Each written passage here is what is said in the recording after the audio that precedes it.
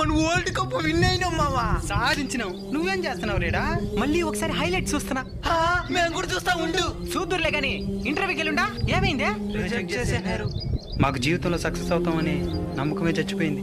నమ్మకమే చచ్చిపోయిందా? నైట్ మన మ్యాచ్ చూసి ఏమి నేర్చుకున్నారా? భారత్ గెలుస్తుందనే నమ్మకమే లేదు. ఇద్దరు బ్యాట్స్మెన్లు ఫామ్ లో ఉండి 30 బాళ్ళకి 30 రన్స్ మాత్రమే కొట్టాల్సిన పరిస్థితి నుంచి పోరాడి 7 పరుగుల తేడాతో ఘన విజయం సాధించిన మన టీమిండియాని చూసి మనం ఏం నేర్చుకున్నాం?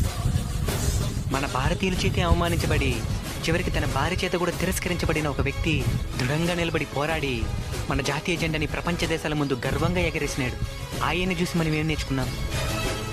కేవలం 11 మంది పోరాడి 140 కోట్ల భారతీయుల్ని గర్వపడేలా చేయగలిగితే మనం పోరాడి కనీసం మన కుటుంబాన్ని గర్వపడేలా చేయలేమా? చేయగలం.